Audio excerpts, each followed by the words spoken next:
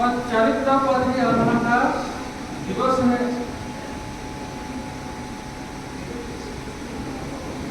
अष्टम पद पर चरित्र पद और नौवे पद में तप पद।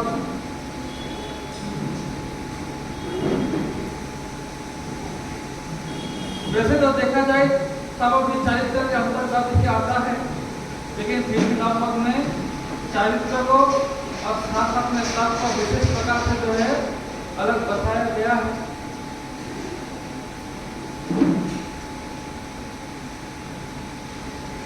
तो कहते हैं कि चरित्र पद की आराधना से, चरित्र की आराधना से और तप की आराधना से क्या कर सकते हैं? जीवात्मा अपने कर्म में लगे जो कर्म है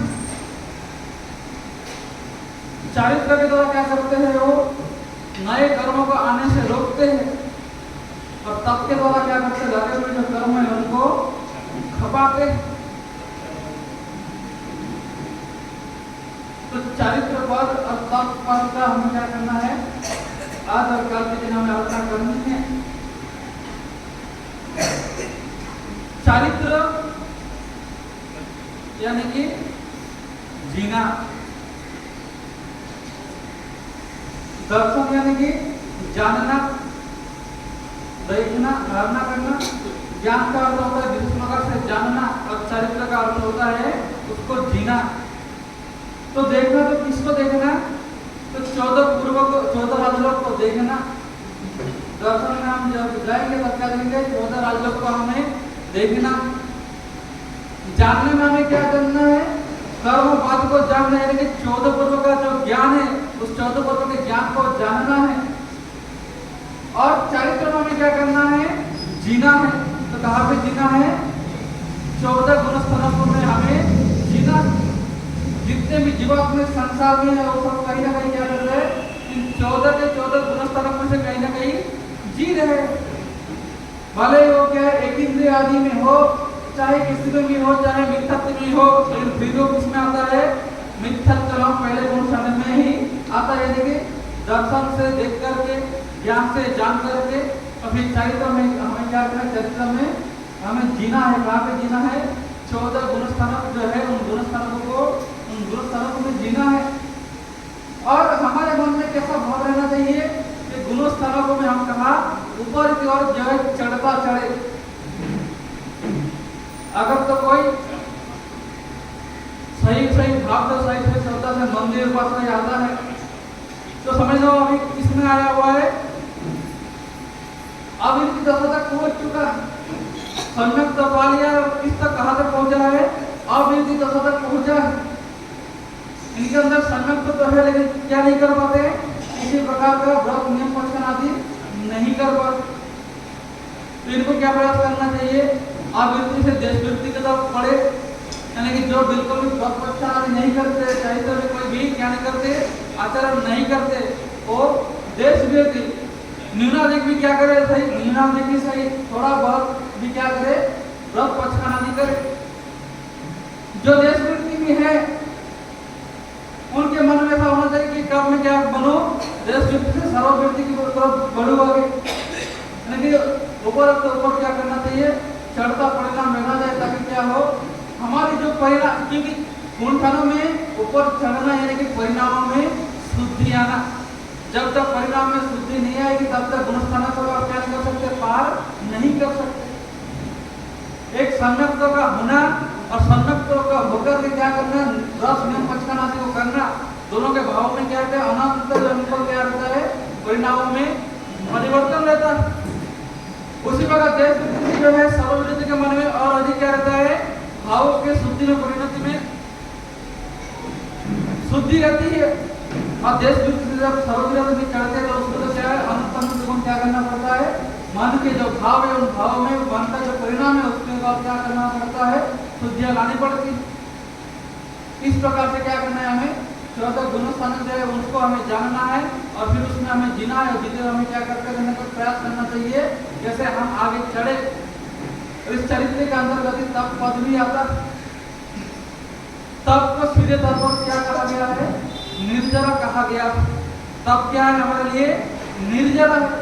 तब एकमात्र एक ऐसी हमारे सामने निर्जला क्या है, रास्ता है जिसका अवलंबन लेकर हम क्या कर सकते हैं, टूंक समय में, कम से कम समय में हम क्या कर सकते हैं, अधिक से अधिक अपने आत्मा में लगे जो कर्म है, निकाजित कर्म को छोड़कर बाकी सारे के सारे शेष कर्मों को हम क्या कर सकते हैं, तप के द्वारा हम उन कर्मों को क्षय कर सकते हैं। सातों प्रकार के तप बताए गए 6 बाह्य 6 ग्रंथ। और तप पद के आराधना करके इन्होंने बिल्कुल होने चाहिए क्या था, कीर्तन का नाम करो वाला था। 25वें भाव में जब नंदन ऋषि थे उस उन्होंने क्या किया था, 11,80,645 क्या किया था उन्होंने, भाषा क्षमन कर शब्द उन्होंने क्या किया था, कीर्तन का नाम करो वाला था। जैसे तप और जो है चरित्र तत्व की जितनी व्याख्या करो उतनी कम है। तो हमें क्या करना है, ये दोनों पद का हमें विशिष्ट प्रकार से आराधना करनी है। और हमें ख्याल रखना है, क्या ख्याल रखना है कि तप करते हुए हमारी जो मनोदशा है ना, और मनोदशा कैसी रहनी चाहिए, स्थिर रहनी चाहिए, जिसको हम क्या कहते हैं, समता। तप गति समता रखी खट में अगर आपका मन तप करने के उपरांत भी क्या नहीं होता है, शांत नहीं हो पा रहा है, तो समझना कहीं ना कहीं आप शरीर से तो तप कर रहे लेकिन मन से क्या नहीं कर पा रहे, तप नहीं कर पा रहे। तप का अर्थ ही कि ताकि आपका क्या हो, मन शांत हो, शरीर शांत हो। अगर तप करने के उपरांत आपका शरीर आपका मन शांत नहीं हो रहा है, यानी कि क्या नहीं कर रहे आप, भाव से आप तप की आराधना नहीं कर रहे। तप के सज्जन में बताते हैं कि संसार में सब कुछ नहीं जिसको तप के द्वारा क्या नहीं किया जा सकता, पाया नहीं जा सकता। जैसा कि हम श्रीपाल कुमार के चरित्र में सुन रहे थे कि तप के बाद से क्या हुआ, श्रीपाल कुमार का पूरा जीवन जो है परिवर्तन हो गया। उन्होंने क्या किया, नाव पत्ती की आराधना की, कितने दिनों के लिए की, 9 देने के लिए की, लेकिन 9 देने के इतने शुद्ध भाव से उन्होंने तपस्या किया कि उसका पूरा जीवन क्या हो गया, बदल गया। और श्रीपाल चरित्र में हम सुन रहे थे कि श्रीपाल कुमार कहाँ पहुंच गया, एक राज्य कुंडलपुर, जहाँ के राजकुमार ने क्या प्रण किया था कि जो मेरे को बिना मदद में हार देगा मैं उससे क्या कर लूंगी, विवाह कर लूंगी। श्रीपाल कुमार ने क्या किया, फिर वही तप का सहारा लिया। तप के सहारे से उन्होंने क्या किया, सिद्ध चक्र का ध्यान किया। एक तरफ तप किया, दूसरी तरफ सिद्ध चक्र का ध्यान किया। विमल वाहन देव उपस्थित हुए और उन्होंने क्या किया, 2 मालाएं श्रीपाल कुमार को भेंट दी। माला के दिव्य भाव से कहाँ पहुंच गया, कुंडलपुर पहुंचा और वहां पे क्या किया, राजकुमार को बिना बादल में हरा कर उनसे विवाह कर लिया। कुछ दिन वहां पर रहे, एक दूसरे यात्री क्या कर उनको ये किया, नहीं कंचनपुर नगर था। अब जो ये इन्होंने क्या किया, कंचनपुर नगर में जो है, कुंडलपुर नगर में था, कंचनपुर का एक व्यक्ति ने आकर के क्या किया, श्रीपाल कुमार को समाचार दिया कि यहाँ से 300 योजन दूर कंचनपुर नाम का नगर है, वहाँ पे वज्रसेन नाम का राजा राजत्व करता है और कांचन वाला नाम की उनकी रानी है। उनके 5 पुत्र है और तैलक्य सुंदरी नाम की उनकी पुत्री है। उनके पुत्र ने प्रण लिया कि जो कोई भी रूपवान सबसे अधिक होगा उनसे क्या करूंगा, मैं विवाह करूंगा। राजा ने विवाह के लिए स्वयंवर रखा और आषाढ़ शुक्ल पंचमी के दिन क्या है, उनका स्वयंवर होना है। तो श्रीपाल कुमार ने जैसे कि आषाढ़ शुक्ल पंचमी की कल के ही दिन क्या है, स्वयंवर का आयोजन है। तो फिर से क्या किया, जो उनके पास देव के द्वारा दी गई जो माला है, जो विद्या, उसको स्मरण किया और सीधा कहाँ पहुंच गया, कंचनपुर नगर पहुंच गया। वहां पर भी जगह उन्होंने क्या किया, वही कौतुक बसु अपना रूप कैसा बना लिया, ठिंगा बना लिया, टुकड़ा बना लिया। टुकड़े के रूप में जो क्या कहाँ पहुंच गया वो, जहाँ पे स्वयंवर के लिए सारे का सारे राजा राजकुमार आदि बैठे थे, वहीं पे पहुंच गया। जब दूसरे ने पूछा क्यों आए हो, तो श्रीपाल ने कहा जिसलिए तुम आए हो। उस टीयू को देखकर क्या सब के सब क्या करने लगे, हंसने लगे कि अरे तुम राजकुमारी के स्वयंवर में आए हो, अपना रूप तो देखो। और अगर चलो तुम आ भी गए, अगर किसी और राजकुमारी के किसमें आते, स्वयंवर में आते, तो कोई बात आश्चर्य वाली बात होती नहीं। लेकिन तुम एक ऐसे राजकुमारी के स्वयंवर में आए हो जहाँ पे राजकुमार ने प्रण लिया है कि जो सबसे अधिक क्या होगा, रूपवान होगा। रूपवान के सभा में तुम हिंदू जी का क्या काम है? लेकिन विद्या के बल से शिवपाल कुमार जहाँ पर भी जाए ऐसा ही कौतुक माने कि सबको क्या दिखे, उसको पूरा दिखे, लेकिन राजकुमारी के नजर में वो कैसा है? सबके प्रभु उसका रूप बिल्कुल जैसा मानो मानव के रूप में वो क्या हो, कोई गंधर्व हो। राजकुमारी ने आकर क्या किया? वरमाला किसको पहना दिया? शिवपाल कुमार को, जो कि सबके नजर में क्या थे? बिल्कुल हिंगू जी थे, और ना तो दिखने में कोई रूपवान। तो ऐसे हिंगू और कुरु व्यक्ति को अपना वर के रूप में चयन करता देखकर बाकी सारे के सारे राजा राजकुमार क्या हो गए? आंख बबूला हो गए। बोले ये किस प्रकार का अपमान है? एक तो तुमने हमको बुलाया, ऊपर से अगर ये राजकुमार किसी राजा राजकुमार को पसंद करता तो भी हमको कोई दिक्कत नहीं थी, पसंद करते किसको किया? एक हिंगू जी, और वो भी कैसा? कुरु। और प्रण क्या करके बैठी है कि जो सबसे ज्यादा सुंदर होगा तो क्या राजकुमारी अंधी है? सारे के सारे लोग किस पे चढ़ गए? शिवपाल कुमार पे चढ़ गए कि इसको पहले इसी को खत्म करो। शिवपाल कुमार ने क्या किया? अपने विद्या का स्मरण किया, सारे के सारे राजा राजकुमार को क्या किया? साथ में मार लगाया। अब जब कोई हिंदा व्यक्ति बड़े बड़े राजा राजकुमार को ऐसे हरा दे तो कौतूहल तो सबके मन में आएगा। तो बहुत सारे राजा ने शिवपाल कुमार से निवेदन किया कि आप अपने वास्तविक रूप में आइए। आपने क्या किया है? आपने सबको भ्रम में रखा है। कोई साधारण व्यक्ति जो है इस प्रकार का क्या नहीं कर सकता? पराक्रम नहीं दिखा सकता। तो शिवपाल कुमार अपने सदन के कहने पर अपने वास्तविक रूप में आया, अपने पत्नी के साथ भी कांचनपुर में रहने लगा। कुछ समय बीता तो तुम्हें एक और व्यक्ति ने क्या किया? उनको समाचार दिया कि धर्मपत्र नाम का एक नगर है, वहां पे धरावल नाम का एक राजा राजत्व करता है। उनकी 84 रानियां हैं, और जिनमें सबसे बड़ी जो रानी है, उस रानी के जो है 5 पुत्र और एक पुत्री सिंगार सुंदरी है। सिंगार सुंदरी जो है, उन्होंने क्या प्रण लिया है कि जो कोई भी व्यक्ति मुझे क्या करेगा? शास्त्रार्थ में हरा देगा। सिंगार सुंदरी अरहत शासन की जो बहुत बड़ी अरहत थी, और उन्होंने मन में निश्चय कर लिया जो कोई भी व्यक्ति मेरे को क्या करेगा? शास्त्रार्थ में पराजित करेगा, उसी से मैं क्या करूंगी? शादी करूंगी। और इस राजकुमारी के प्रण को पूरा करने के लिए राजा ने कितने लोग आए और चले गए, लेकिन राजकुमारी के ऐसे ऐसे प्रश्न होते जिनको सुनकर जो है सारे के सारे लोग निरुत्तर रह जाते, कोई उनके प्रश्न का उत्तर नहीं दे पाता। तो शिवपाल कुमार ने क्या किया? उस आगंतुक व्यक्ति को इनाम देकर के विदा कर दिया, और फिर वही अपने विद्या का स्मरण किया, सीधा कहाँ पहुंच गया? दलपत्तन नगर पहुंच गया। राजा को जैसे मालूम पड़ा कि कोई व्यक्ति क्या आया है, किस लिए आया है, कि राजकुमारी के जो प्रश्न है उनको उत्तर देंगे। उस राजकुमारी के 5 जो है विशिष्ट सखियां थी, और उनके नाम भी जो है बड़े अपने गुण के अनुसार थे। एक का नाम था पंडिता, दूसरे का नाम था विचक्षणा, तीसरा प्रमुखना, तीसरा निर्गुणा, चौथा जो है 5वां जो दक्ष नाम की 5 सखियां। तो राजकुमार के प्रश्न करने से पहले ये सारे के सारे जो उनकी सखियां है, पहले सखियां क्या करते थे? ऐसे भयंकर प्रश्न करते थे कि जिनका जवाब देना भारी पड़ जाए। जब आज देखा क्या फिर से कोई आया है, तो सखियों को लगा कि आज फिर से कोई आदमी आया जो अपना फिर से क्या करेगा? जैसे अपमानित होकर के जाएगा। क्योंकि कोई भी पुरुष आता था जो उसके सवाल का जवाब नहीं दे पाता, तो सखियां उनकी बड़ी जो क्या करती थी? खिल्लियां उड़ाती थी। तो सखियों ने सोचा आज फिर से कोई जो है व्यक्ति आया है। राजा के समक्ष सभा में पर्दे के पीछे राजकुमारी बैठ गई, और उनके सखियां जो है सामने आकर के क्या करने लगे? एक करके प्रश्न करने लगे। सखियों ने कहा कि केवल प्रश्नों के उत्तर देना मात्र देना ही जरूरी नहीं है, आपको कुछ क्या करना पड़ेगा? कौतुक भी दिखाना पड़ेगा। कौतुक दिखाएंगे तो हमें भी क्या होगा? हमें तसल्ली होगी कि ना केवल आप ज्ञानी है, बल्कि आप ज्ञान के साथ साथ आप क्या है? कुछ वास्तविक विद्या के धनी भी है। तो उनके राजकुमारी के सखियां पहले प्रश्न करते गए, शिवपाल कुमार एक एक करके जवाब देते गए। उसके बाद जब राजकुमारी प्रश्न किया, वैसा ही क्या किया? शिवपाल ने सिद्ध चक्र का स्मरण किया, और राज सभा में रहे जो पुतलियां है, जो पुतले खड़े थे, मूर्तियां खड़ी थी, उन मूर्तियों को क्या किया? एक एक करके स्पर्श करता गया, और सिद्ध चक्र के प्रभाव से ऐसा हुआ कि जो मूर्तियां जो जड़ थी वो जो जीवित बन गई, और एक एक प्रश्न का उत्तर कौन? अब शिवपाल कुमार ने देना बंद कर दिया, और जो जड़ पुतलियां थे वो क्या करने लगे? मूर्तियां एक एक करके प्रश्न का उत्तर देने लगे।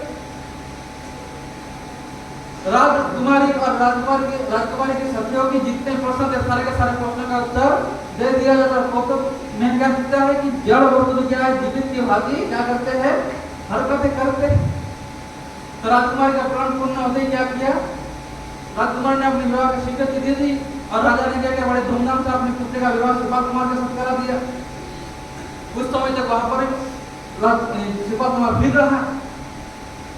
एक दिन जब शिवपाल कुमार राजकुमारी के साथ साथ अपने सखियों के साथ बातचीत कर रहे थे, उतने में एक ब्राह्मण आया। ब्राह्मण ने आकर शिवपाल कुमार को समाचार दिया कि यहाँ से कुछ दूर कोल्हापुर नाम का एक नगर है, जहाँ पे पुरंदर नाम का राजा राजत्व करता है और विजय नाम की उनकी रानी है। उस राजा को 7 पुत्र है और एक पुत्री है जिसका नाम है जय सुंदरी। अपने स्त्रियों के 64 कलाओं में वह निपुण राजकुमारी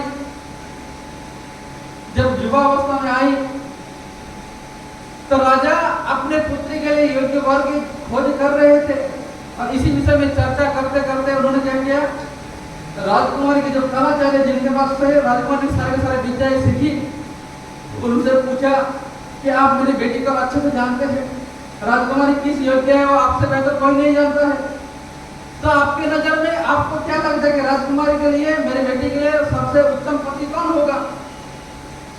तो उस समय कलाचार्य ने कहा कि राजन, एक दिन जब राजकुमारी को मैं क्या कर रहा था, अलग अलग दोस्तों के विषय में बता रहा था, उस समय राजकुमारी ने क्या सुना, राधा वेद के विषय में मेरे से पूछा कि राधा वेद किस प्रकार की चीज है। तो उस समय मैंने राजकुमारी को बताया कि एक खंबे के ऊपर 8 चक्र रहते हैं जो कि बिल्कुल एक दूसरे से अपर दिशा में घूमती है, एक दूसरे के बिल्कुल उल्टे दिशा में घूमते हैं और उन 8 चक्रों के ऊपर जो है खंबे के सबसे चोटी पे एक पुतला रखा जाता है और उस पुतले के क्या करना होता है, बाएं जो आंख है उस बाएं आंख को भेजना होता है, लेकिन जो तीरंदाज जो पुतली को भेजेगा उसको देख नहीं सकता। नीचे रखे हुए जो तेल की कढ़ाई, उस तेल की कढ़ाई में देखते हुए क्या करना पड़ेगा, उन 8 चक्रों के मध्य से क्या करना है, उस पुतली के आंख को भेजना है।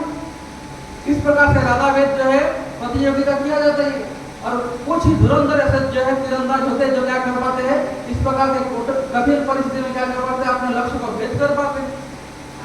और ये जो सदा क्या एक पुरस्कार स्वरूप में आता है कि जो कोई भी क्या करेगा, इस प्रकार का आयोजन रखेगा, उसे बहुत ही मूल्यवान वस्तु क्या करना पड़ता है, उपहार के स्वरूप में रखना पड़ता है।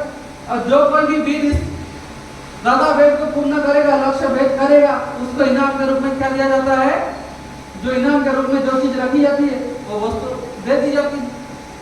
तो उस ब्राह्मण ने कहा कि जो राजा पुरंदर है उन्होंने भी क्या किया, अपने पुत्र के वर के लिए स्वयंवर रखा है और स्वयंवर में प्रतियोगिता क्या है, इसी प्रकार का राधा वेद है। और जो कोई भी राधा वेद करेगा, राजकुमारी उससे क्या करेगी, विवाह करेगी। विवाह का स्वयंवर का दिन जो है और निश्चित था। ब्राह्मण को उपहार देकर के सीधा काम पहुंच गया। शिवपाल कुमार जो है कोल्हापुर नगर में पहुंच गया और वहां पे जाकर उन्होंने क्या किया, राधा वेद करके उन्होंने जो राजकुमार जय सुंदरी है उनसे विवाह कर लिया। शिवपाल कुमार इधर अपने जो मामा है उस मामा को बिना बोले ही चला गया था, लेकिन हर एक जगह में जो कौतुक होते हैं, कौतुक बिल्कुल आग के जंगल के आग के भांति जो क्या करते एक के बाद एक जो है फैलता जाता है। तो जहां जहां पर भी शिवपाल कुमार गया और जिस प्रकार से उसने कौतुक किया, जिस प्रकार से लोगों को आश्चर्यचकित किया, सारे के सारे बातें जो है उनके जो मामा राजा है उनके पास एक वसुपाल राजा के पास जो है एक करके लोगों के मुख से जो है आने लगे और उनको सुनकर वसुपाल राजा भी जो है बड़ा प्रसन्न होता था। शिवपाल कुमार फिर जो है अपने बाकी सारे के सारे रानियों को लेकर फिर कहाँ पहुंचता है, थानापुर नगर अपने मामा के राज्य में पहुंचता है। मामा ने जो वसुपाल राजा है थानापुर नगर का राजा, उसका कोई लड़का था नहीं, तो उन्होंने क्या किया, शिवपाल कुमार को अपना उत्तराधिकारी बना दिया और थानापुर नगर का राजा बना दिया। अब शिवपाल कुमार जो है अपने सारे के सारे पत्नियों के साथ अपने मामा द्वारा दिया हुआ जो राज्य है, मामा भी है ससुर भी है, उस राज्य को जो है चलाने लगा। कई महीने बीत जाते, वर्षों बीत जाते, फिर अचानक से श्रीपाल कुमार को लगा कि अब क्या करना चाहिए, मेरे को वापस लौटना चाहिए क्योंकि मेरे पास अब बहुत सब कुछ है जो मेरे को चाहिए। अब श्रीपाल कुमार जो है अपने मामा का आज्ञा लेकर के, अपने ससुर का आज्ञा लेकर के फिर कहाँ आते हैं, अपने उज्जैन नगरी की ओर रवाना होते। रास्ते में जो जो राज्य आते हैं सबको क्या कहते हैं, श्रीपाल कुमार हर एक राज्य को जीतता हुआ और हर एक राजा को अपने अधीन लाता हुआ एक करते करते करते करते से जाते। चलते चलते सोपारक नाम का एक नगर आता है। उस नगर के बाहर उद्यान में श्रीपाल कुमार पूरा का पूरा अपना सैन्य दल लगा करके क्या करता है, छावनी डालता। अब तक जितने भी राज्यों से होकर के गुजरा, या तो श्रीपाल कुमार की सेना ने या तो राजा को हरा दिया, या तो राजा सामने से क्या किया करके उनके स्वयं स्वीकार कर लिया। लेकिन आप जब सोपारक नगर में आया, वहां का ना तो राजा आया और ना ही वहां का सेना जो है युद्ध करने के लिए आया। तो श्रीपाल कुमार ने पूछा, भाई यहाँ का राजा का क्या हाल है? तो राजा श्रीपाल कुमार नगर में पहुंचे, उसके पहले श्रीपाल कुमार के मंत्रियों ने क्या किया, पहले से जायजा ले लिया कि जहां पे अपन छावनी डालने वाले वहां का माजरा किया है। तो जैसा श्रीपाल कुमार ने राजा के विषय में पूछा कि राजा, यहाँ का राजा जो है महाकाल नाम का राजा है, महासेन नाम का राजा है, और संयोग उसकी पुत्री को क्या किया है, सर्पों ने काट लिया।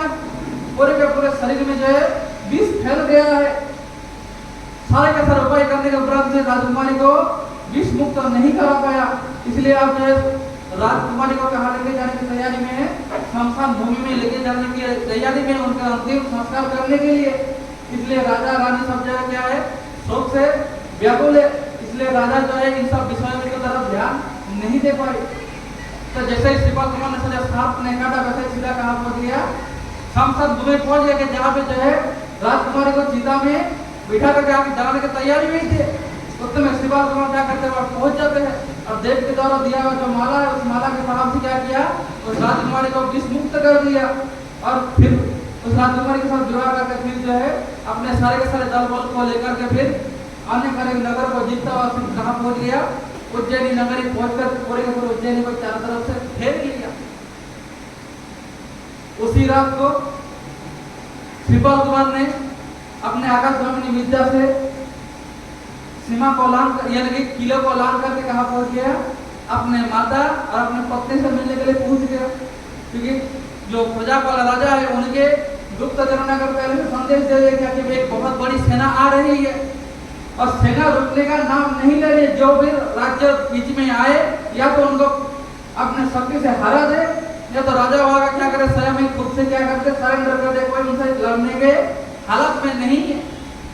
अपन भले एक शक्तिशाली राज्य है, भले हमारे पास सीमा बहुत बड़ी है, सैन्य शक्ति भी बहुत बड़ी है, डरने वाली बात नहीं है, लेकिन जो सेना सामने से चल के आ रही है वो बिल्कुल कैसा है, अजेय है। तो राजा ने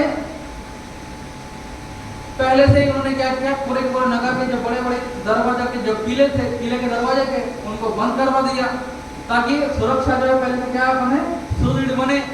श्रीपाल कुमार ने चारों तरफ से उज्जैन नगर को घेर लिया। कोई संदेश नहीं भेजा कि कौन आ रहा है कौन नहीं। राजा ने खुद प्रयास किया कि कौन राजा है क्या नहीं, लेकिन श्रीपाल कुमार ने क्या नहीं किया, इस तरीके से बंदोबस्त बना कि एक भी जो है वास्तव में सेना का राजा कौन है बाहर निकलने नहीं दिया। उनका कार्य जो है दूसरा ही कोई समझता था। तो रात्रि के समय जो है कौतुक बस उन्होंने क्या किया, श्रीपाल कुमार ने अपने माता और पत्नी से मिलने के लिए पहुंच गया। श्रीपाल कुमार के माता कमल प्रभा और बहना सुंदरी को खबर लग गई थी कि पूरे के पूरे नगर को क्या किया, दुश्मन ने, शत्रु सेना ने घेर लिया। इसलिए दोनों जो है एक ही कक्षा में बैठकर दोनों बात कर रहे थे।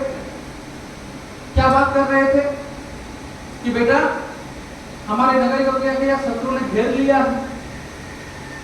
लेकिन ना जाने श्रीपाल कहाँ, घर से निकले कितना समय हो गया है, ना जाने बेटा कहाँ है, किस हाल में है। अब तो मुझे उसकी इतनी चिंता सताने लगी कि रात को नींद भी नहीं आती। एक माता जिस प्रकार से एक पुत्र की चिंता करती है, सारे के सारे चिंता से जो है कमल प्रभा ग्रसित थे, क्योंकि गया तो है लेकिन कैसे गए, बिल्कुल खाली हाथ गया था, ना जाने उसके साथ क्या हुआ रहेगा। तो मैना ने कहा कि माता चिंता मत करिए, आपका पुत्र कैसा है, पुण्यशाली है, जहां पर भी जाएगा उनके साथ सदा क्या होगा, अच्छा ही होगा। तो माता पत्नी के बीच में अपने बारे में बात करता सुनकर के शीतल कुमार को बड़ी खुशी हुई कि ऐसी परिस्थिति में भी जहाँ पे क्या है, पूरे के पूरे दुश्मन से रहने के पूरे नगर को घेर लिया है, कल का कोई भरोसा नहीं, कल तो युद्ध हो, कौन जीते कौन हरे, कौन बचे कौन मरे, इसकी चिंता न करते दोनों क्या कर रही है, मेरे बारे में बात कर रही है। तो दरवाजे के पीछे से शीतल कुमार ने क्या किया, आवाज लगाया माँ, जैसे माँ करके आवाज लगाए वैसे दोनों किसके तरफ देखने लगे, दरवाजे की तरफ देखने लगे। इतने रात्रि में माँ करके कौन पुकार रहा है, और पुकारने वाला भी कौन है, भले कोई दिख नहीं रहा लेकिन आवाज तो पहचानते हैं कि नहीं। माता ने पहचाने की आवाज तो किसकी है, श्रीपाल की है, लेकिन श्रीपाल यहाँ पे ऐसे कैसे आ जाएगा। अगली बार जब मैना करके आवाज दी वैसे ही दोनों को क्या हो गया, निश्चित हो गया कि होना ये कौन है, श्रीपाल ही है। दरवाजे के सामने जाकर देखते तो श्रीपाल कुमार स्वयं सामने खड़ा था। श्रीपाल कुमार ने अपने माता अपनी पत्नी को लिया, सीधा कहा को लिया, अपने छावनी में पहुंच गया। छावनी में पहुंच करके अपने बाकी 8 पत्नियों से क्या किया, अपने माता को अपने जो सबसे बड़ी जो रानी है उसको मिलाया, और सारे का सारा वृत्तांत जो है एक दूसरे को कहा गया कि मैना ने क्या किया, उन 8 को पहले का वृत्तांत सुनाया, और पीछे जो 8 रात्रि है उन्होंने क्या किया, इनके साथ बाकी जो घटना घटी सारा का सारा घटना जो है इनको सुनाया। सुनकर के कमल प्रभा बड़ी आश्चर्य में पड़ गई कि कैसे जो है किसी के जीवन में कैसे परिवर्तन आ सकता है। शीतल कुमार ने प्रजापाल राजा को क्या किया, सबक सिखाने के लिए क्या करने लगे, योजना बनाने लगे। इधर सुबह होते ही जब प्रजापाल राजा को क्या खबर मिला कि कमल प्रभा और जो मैना सुंदरी है वो कहाँ पे नहीं है, महल में नहीं है। ऐसे समय में अगर कोई कर सकता था दुश्मन ही कर सकता था। दुश्मन को सबक सिखाने के लिए प्रजापाल राजा क्या करने के लिए तैयार हो गया, लड़ाई करने के लिए तैयार हो गया कि अब तो क्या करना है, युद्ध ही अंतिम सहारा है। शीतल कुमार को इधर योजना बनाते देख करके मैना ने कहा कि मेरे पिता ने मेरे साथ जो किया वो सब उनकी दोष नहीं है, सब मेरे ही अपने कर्मों का दोष है, लेकिन आपको ऐसा नहीं करना चाहिए। आप उनको क्या करिए, सरेंडर करने के लिए कह दीजिए। अगर वो सरेंडर कर दे तो सारा का सारा बात जो है ये खत्म हो जाएगी। सरेंडर के बात को सुनकर राजा और भड़क गया और युद्ध करने के लिए बिल्कुल जो है तैयार हो ही गए थे। उस समय मंत्री सेनापति नगर राजा को समझाया कि राजा देखो हम लड़ने से डरते तो नहीं है, लेकिन जरा सोच के देखिए वो हमसे 5 गुना नहीं 10 गुना बड़ी सेना है। अगर हमने जान लगा कर भी लड़ा तो कितने देर तक लड़ पाएंगे। अगर संधि कर लेने मात्र से हमारे नगर के जो लोग हैं उनकी जीवन बच जाता है, उसमें बुरा ही किया। और हमें अभी तक पता नहीं कि राजा हमसे क्या चाहता है। अगर तो राजा हमारे संधि की बात को सुनकर हमें छोड़ देता तो ना जितने लोगों का क्या नहीं होगा, खून खराबा नहीं होगा। तो राजा मंत्री और सैनिक के अपने मंत्री और सेनापति के बात को सुनकर उन्होंने क्या किया, उस समय जैसा प्रथा जिस प्रकार की प्रथा थी कंधे में कुल्हाड़ी रखकर उन्होंने क्या किया, आत्मसमर्पण कर दिया। कहां पर शत्रु की छावनी में जाकर के राजा अपने कंधे पे कुल्हाड़ी रख करके सीधा शत्रु के सामने में पहुंचा। ये साफ साफ निर्देश था कि राजा ने क्या किया, आत्मसमर्पण कर दिया है। लेकिन जैसे ही राजा को देखा, देखते ही जो है प्रजापाल राजा आश्चर्य में पड़ गया कि जिसका अब तक समझ कर बैठा जी कौन है, तो मेरा जमाई की, यानी कि पूरे के पूरे नगर को घेरने वाला और कोई नहीं, कौन है, मेरा जमाई ही है। शीतल कुमार ने क्या किया, अपने ससुर को जो है उनको सम्मान पूर्वक उनको आसन में बिठाया और फिर जो है सारे के सारे जो है पूरा परिवार जो पूरे परिवार में खुशी की लहर छा गई, क्योंकि जो इतना बड़ा संकट अपन सोच रहे थे संकट ऐसे टल गया। सारे के सारे जो है पूरे के पूरे नगर में खुशी का माहौल छा गया। बब्बरपुर द्वीप में जब शीतल कुमार जब निकल रहा था, वहां का महाकाल राजा ने जब नाट्य मंडली क्या किया, भेंट में दिया था, तो उस नाट्य मंडली को क्या किया, शीतल कुमार ने आदेश दिया कि क्या करो तुम सब नाटक दिखाओ, क्योंकि सारा का सारा जो है काम निपट गया। उस समय उस नाट्य मंडली में कौन थी, मैना सुंदरी की बहन सुर सुंदरी जोगी क्या की थी, अरिदमन नाम का जो राजकुमार था उससे विवाह करके गया था, वो भी उसी नाट्य मंडली में थे। उस नाट्य मंडली में नाटक करते हुए उसने क्या किया, गीत के माध्यम से जो उन्होंने क्या किया, अपनी आप बीती सुनाई कि उसके साथ क्या हुआ। उसकी कथा को सुनकर महिला सुंदरी, प्रजापाल राजा, सौभाग्य सुंदरी, इनके पूरा का पूरा परिवार जो है भौचक्का रह गया। तो जैसे ही उनका जो है घूमकर उठा करके देखा कि सामने कौन बैठी थी, मैना की बहन सुंदरी बैठी थी। ना तो श्रीपाल कुमार सुंदरी को पहचान, ना सुंदरी श्रीपाल को पहचान। अगर मैना सुंदरी साथ में होती तो शायद पहचान भी लेते। तो श्रीपाल कुमार ने मैना सुंदरी से पूछा कि ये कौन है। तो मैना सुंदरी ने क्या किया, सारी की सारी आप भी बातें कि कैसे जो है ये अरिदमन से तो विवाह करके गई थी, लेकिन ये कैसे पहुंची। अपने बहन के मुख से उन्होंने क्या, उन्होंने सुना कि जब उनके साथ विवाह करके मैं उनके नगर पहुंची, समय सही नहीं होने के कारण क्या, हम नगर के बाहर कुआं में रुके गए। सारे के सारे सैनिक जो है अपने सगे संबंधी से मिलने के लिए अपने नगर में चले गए। हम सही समय का इंतजार कर रहे थे, इतने में क्या किया, डाकुओं के एक दल ने हमारे ऊपर आक्रमण किया। मेरा पति जो है किसी तरीके से जान बचा के भागने में कामयाब रहा, लेकिन मैं उन डाकुओं के द्वारा पकड़ा गया और मेरे को भी क्या किया, इन्होंने नेपाल के देश में जाकर मेरे को बेच दिया। नेपाल देश के राजा ने क्या किया, महाकाल राजा को जो है मेरे को बेच दिया। और वहाँ पे जो नगर बदोई थी उन्होंने क्या किया, मेरे को अपने साथ रखा, मुझे क्या बना दिया, इनके जो है नटमंडली के शामिल कर दिया। और मेरे को फिर मैं इसी तरीके से मैं क्या करने लगा, फिर अपना जीवन व्यतीत करने लगा। तो श्रीपाल कुमार ने फिर से क्या किया, अरिदमन को बुलवा कर फिर सुरसुंदरी का साथ उसको क्या किया, उसका नगर फिर से भिजवा दिया। इधर चंपापुरी में जो मोतीसागर नाम का मंत्री है, जैसे ही उसको मालूम पड़ा कि हमारा जो राजकुमार जो बचपन का राजकुमार जो चला गया तो कहाँ पे है, उज्जैनी नगरी में है, और आप बिल्कुल कैसा है, सकुशल है। तो सीधा मोतीसागर कहाँ पहुंच गया, अपने राजकुमार के पास पहुंचा। राजकुमार के पास पहुंच के फिर क्या करते हैं, उनको उद्देश्य याद दिलाते हैं कि राजकुमार आप कहाँ के राजा हो, अब चंपा नगरी के राजा हो। और चंपा नगरी पे अभी राज कौन कर रहा है, आपका काका अजित सेन, जो कि अन्याय पूर्वक क्या किया है, राज्य हड़प लिया है। अब आपका कर्तव्य है कि आप अपनी जो प्रजा है उनको क्या करो, ऐसे राजा के चंगुल से छुड़ाओ। तो आपने इतनी बड़ी दल बल सेना लेकर के कहाँ पहुंच जाता है, सारे के सारे तैयारी करके अपने ही राज्य पर अपना राजत्व कायम करने के लिए और अपने काका को हराने के लिए श्रीपाल कुमार अपने सारे के सारे सेना को साथ लेकर के चल पड़ते हैं। युद्ध भूमि में जाकर के श्रीपाल कुमार ने क्या किया, पहला संदेश भेजा कि अगर बात से बात बन जाए फिर खून खराबा करने की जरूरत नहीं है। आत्मसमर्पण करने की बात श्रीपाल कुमार ने कही, कहा कि आप मेरे काका है, मैं अपने बड़ों का क्या नहीं करना चाहता, अपमान नहीं करना चाहता। दूसरी बात, आपने जिस प्रकार से राज्य को अपने हाथ में लिया वो भी क्या है, अन्यायपूर्वक है, तरीका गलत था। अब मैं जो इस राज्य का वास्तविक कौन है, उत्तराधिकारी हूँ। अब मेरे को मेरा वस्तु क्या कर दीजिए, वापस दे दीजिए। अगर आप बात नहीं मानेंगे तो फिर मुझे क्या करना पड़ेगा, आपको युद्ध में हराना पड़ेगा। अजित सेन वैसे ही जो है उनके बातों को सुनने वाले नहीं थे। लड़ाई हुई और लड़ाई में क्या हुआ, लड़ाई में मोतीसागर मंत्री ने क्या किया, अपने राजा जो अजित सेन उसको हरा करके श्रीपाल के कदमों में गिराया।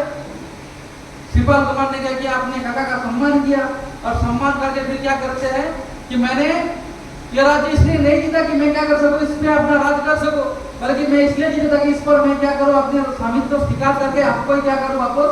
तो अपने काका से राज्य जीत कर फिर अपने काका को ही क्या करने लगे, उसी राज्य में राजा बनाने लगे। उस समय अजित सेन को अपने भूल के ऊपर बड़ी पछतावा हुई कि मैंने एक तो गलती किया, पहला गोत्रद्रोह किया, अपने गोत्र से द्रोह किया, फिर क्या किया, राजद्रोह किया और फिर बाल द्रोह किया। गोत्रद्रोह करने से प्रेम का नाश होता है, राजद्रोह करने से कीर्ति का नाश होता है और बाल द्रोह करने से पुण्य का नाश होता है। मैंने तो सारे के सारे द्रोह किया, अब मेरे को क्या नहीं करना है, ऐसे राज्यों में नहीं रहना, ऐसा राज्यों में राज्य नहीं करना है। अजित सेन ने क्या किया, अपने जो भतीजा है कृपाल कुमार से आपने सारे के सारे आए गए जितने भी उन्होंने बुरा किया था सबका क्षमा योजना करके सीधा कहाँ पहुंच गया वो गुरु के पास पहुंचा रजित से निकाह किया संयम जीवन धारण कर लिया। कृपाल कुमार ने चंपापुरी को छोड़ करके यानी उसके जो पिता का राज्य था उसको छोड़ करके बाकी सारा का सारा जो राज्य है उन्होंने क्या किया अजित सेन जो काका है उनका जो पुत्र जो गजती लगे उन्होंने को क्या किया राजा बना दिया और स्वयं कहाँ का राजा बन गया चंपापुरी का राजा बनकर राजत्व करने लगे। इधर अजित सेन जो मुनि है वो भी अपने संयम जीवन का आचरण करते करते फिर क्या करेगा अनेक समय तक चरित्र जीवन आराधना करके उनको अवधि ज्ञान की प्राप्त हुई और एक दिन फिर जो है क्या वो चंपापुरी नगरी में आए। कृपाल कुमार अपने सारे के साथ सपरिचित अपने नवरानी अपने माता के साथ गुरु को वंदन करने के लिए गए। गुरु के उपदेश को सुनकर फिर कृपाल कुमार ने क्या किया पूछा कि हे गुरुवर मेरे जीवन में इतने कष्ट क्यों आए। मैं पहले क्या बना राजकुमार बना फिर मेरे को क्या करना पड़ा राज्य छोड़ करके जाना पड़ा फिर मेरे को क्या होना पड़ा कुष्ठ रोगी से ग्रसित होना पड़ा फिर मेरे जीवन में फिर कुष्ठ रोग से मैं मुक्त भी हुआ फिर मेरे को क्यों समुद्र में गिरना पड़ा और मेरे फिर इस जीवन में इतने जो उतार चढ़ाव मैंने देखे उसके पीछे मेरा क्या कारण था। तो उस समय मुनि ने कहा कि ये तुम्हारे क्या है आपने की जो कर्म है उस कर्मों का क्या ये फल है। तो बताते हैं इस भरत क्षेत्र में हिरण्यपुर नाम का एक नगर था और वहां पे तुम श्रीकांत नाम के कौन थे राजा थे। तुम राजा थे और राजा के जब तुम उस समय राजा थे तुम्हारा स्वभाव कैसा था बिल्कुल एक क्रूर व्यक्ति के भांति तुम कभी कभी आचरण करते थे। अब तुम्हारा संग किनके साथ था 700 उदंड पुरुषों के साथ तुम्हारा संग था। इनके 700 ऐसे लोग थे जिनकी ना कोई मान मर्यादा रहा ना कोई सीमा थी हदें थी जो मन आता था वही उनके वो करते थे। तो ऐसे 700 उदंड पुरुषों का जो है वो साथ में रहता था। तो एक दिन उन 700 पुरुषों को लेकर के वो जंगल में शिकार करने के लिए गए। उनकी जो रानी थी श्रीमती उन्होंने उनको बार बार समझाया कि शिकार मत खेलिए किसी जानवर को मारना अच्छा नहीं है मांस मछली ये सब जो है बुरी चीजें है बार बार कहने के उपरांत भी जो है राजा सुना नहीं। तो एक दिन क्या करने के लिए गए थे शिकार करने के लिए गए थे और एक मुनि को जो है रास्ते से जाते हुए देखा तो उनको देखते उनके मन में जो है घृणा भाव उत्पन्न हुआ और उस मुनि को जाता हुआ देखकर के उन 700 से कहा कि देखो ये कौन जा रहा है कोड़ी जा रहा है। कोड़ी क्या क्या मुनि का क्या क्या अपमान किया ना केवल अपमान किया बल्कि उन 700 से क्या क्या मुनि को पिटवाया मुनि को मारा फिर मार करके आदमरा उसको निकल करके चले गए। एक और बार फिर जो है शिकार करने के लिए गए थे उससे इस बार क्या हुआ अपने दल के साथ भटक गया तो फिर जो है भटकते भटकते वहां पहुंचे जहाँ पे क्या एक तालाब के किनारे पे एक मुनि काष्ठ के ध्यान में खड़े थे। उस मुनि को देख करके फिर से इसको जो है गुस्सा आया उन्होंने क्या किया मुनि को पकड़ा गर्दन से और फिर पानी में उसको जो है पानी में डुबाया।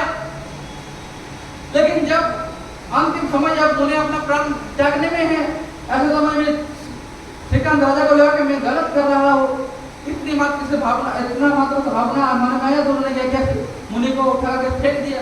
उतना समय में क्या हो गया था मुनि बेहोश हो गए थे लेकिन अंतिम समय में क्या किया मुनि को बाहर निकाल के फेंक दिया। वापस जब वो राजमहल में आया तो इनके सारे के सारे जो हरकतें हैं उन सारे के सारे हरकतों को क्या करते थे उनके साथ में जो सेवक जो सैनिक जाते थे रानी आकर के रानी को आकर के सब बताया करते थे कि रानी ने सबको कहा था कि जो कुछ भी राजा करेगा आकर के मेरे को बताना। और आज जब राजा ने हद पार कर दिया एक मुनि जो ध्यान में खड़े थे काष्ठ में खड़े थे उनको क्या किया गले से पकड़ के तब तक पानी में डुबो के रखा जब तक मुनि बेहोश नहीं हो गया।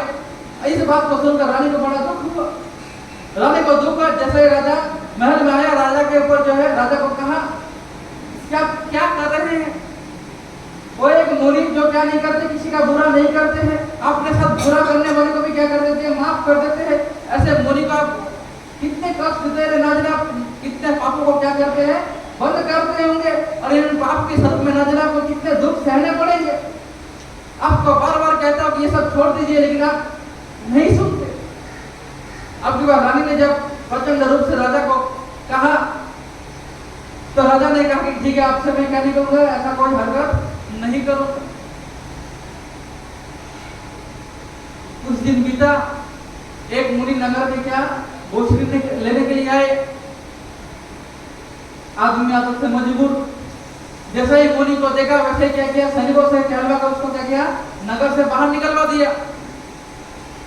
रानी के नजर, रानी को जैसे ही मालूम पड़ा, रानी सदा कहाँ भागी, जहाँ पे मुनि वापस नगर से लौट के काशर पे ध्यान में खड़े थे, वहां पे रानी जाकर के क्या करते हैं, अपने पति के द्वारा की हुई जो भूल है, उस भूल की क्षमा याचना कौन करती है, खुद रानी करती है। और रानी जाकर क्या करती है, अपने पति को भी ले जाकर के फिर क्या करते हैं, मुनि के समक्ष जाकर माफी मंगवाते हैं। ना केवल माफी मंगवाते हैं, बल्कि राजा को कहते कि आज के बाद आप क्या नहीं करोगे, कभी ऐसी जो है हरकतें नहीं करोगे। राजा को सौगंध दिलाता, साथ साथ में मुनि के पास जाकर के रानी उनकी प्रायश्चित की आलोचना की मांग करते गए। गुरुदेव, जो प्रायश्चित, जो पाप उन्होंने किया, इसकी प्रायश्चित स्वरूप में क्या प्रायश्चित करना चाहिए कि क्या हो सके, इस पाप से छुटकारा पा सके। तो मुनि ने कहा कि क्या करना, 9 बजे की क्या करना, आराधना करना। 9 बजे की आराधना करने से फिर तुम्हारा क्या होगा, जो तुम्हारे पाप है वो पाप धुल जाएंगे। तो मुनि के कहने के अनुसार राजा, रानी के साथ साथ रानी के 8 दासियां और साथ साथ में राजा के जो 700 उद्दंड पुरुष साथ में रहते थे, उन सब ने मिलकर क्या किया, भक्ति पूर्वक नौबत जी की आराधना की और पूरे के पूरे संपूर्ण जीवन आराधना करते रहेंगे। जो क्या किया, उन्होंने पच्चक मान लिया। तो फिर उस समय मुनि बताते हैं कि तुमने जो मुनि को देख करके कहा था कौन जा रहा है, कोढ़ी जा रहा है, उसके फलस्वरूप तुमको क्या बनना पड़ा, कोढ़ी बनना पड़ा।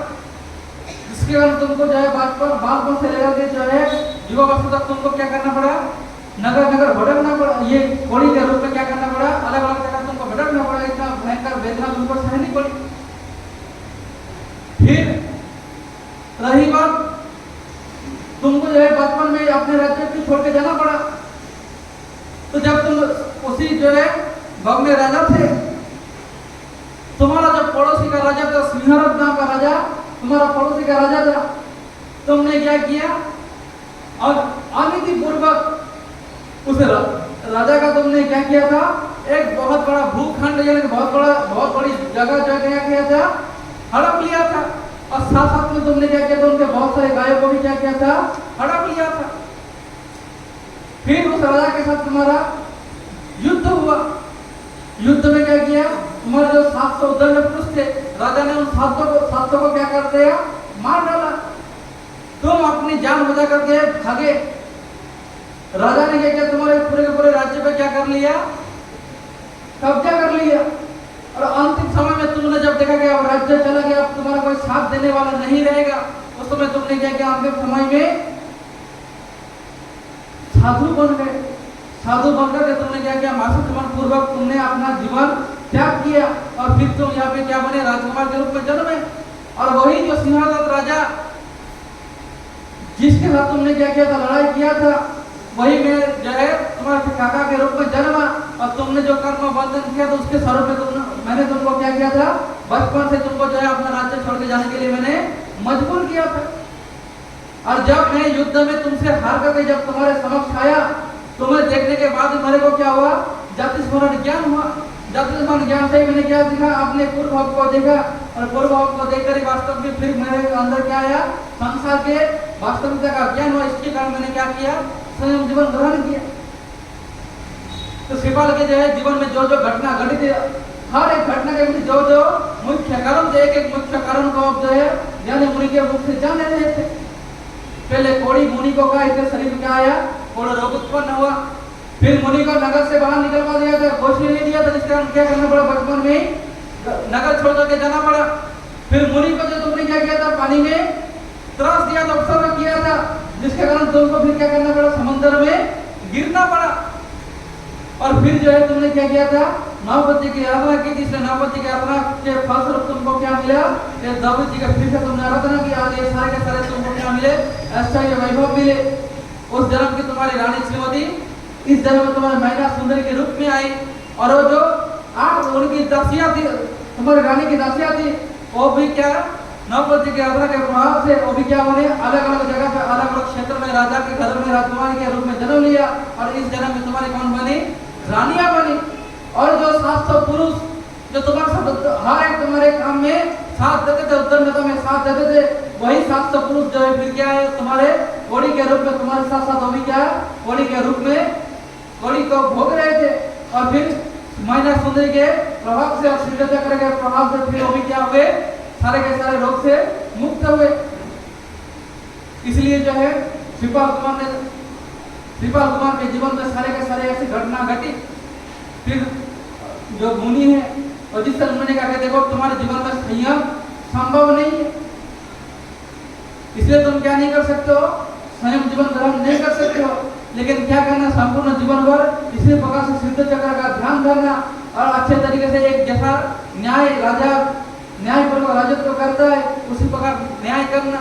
तो जिस प्रकार फिर मुनि ने निर्देश दिया उसी प्रकार फिर क्या करने लगे, श्रीपाल कुमार जो है अपना राजत्व करने लगे। 9 के आंकड़े से उनके सारे के सारे संपत्तियां थी, 9 रानियां थी, 9000 हाथी घोड़े थे, 9 लाख हाथी घोड़े थे, और जो है 90 लाख उनके क्या थे, सैनिक थे। तो इस प्रकार से उनका जो है क्या है जीवन चरित्र हमारे समक्ष आता है। कहते हैं श्रीपाल कुमार 9 बहुत बार क्या होंगे, वो मोक्ष जाएंगे। इस प्रकार से श्रीपाल चरित्र के माध्यम से हमें क्या समझना चाहिए कि नवपति की आराधना से किस प्रकार से जीवन में मंगल होता है, किस प्रकार से जीवन में जो है जीवन परिवर्तन होता है। और न केवल श्रीपाल कुमार का बल्कि जितने ने भी क्या किया है, नवपति का भावपूर्वक भक्तिपूर्वक क्या क्या आराधना की है, उन सब ने भी क्या किया अपने जीवन में नवपति का जो चमत्कार है उसने सबने क्या किया अपने जीवन में कम या अधिक ईसाई लेकर सबने क्या किया है अपने जीवन में उसका चमत्कार अनुभव किया है। तो इस प्रकार से नवपति के होली की आराधना के माध्यम से 9 दिन में हमें क्या करना है कि नवपति की विशिष्ट प्रकार से आराधना करनी है, विशिष्ट प्रकार से सिद्ध चक्र का हमें आराधना करनी है। और इन 9 पद का ध्यान करते करते हमें भी क्या करना है, इन 9 पद में रहे जो अंतिम जो लक्ष्य यानी कि सिद्ध पद, उस सिद्ध पद को हमें भी क्या करना है प्राप्त करने के बाद हमें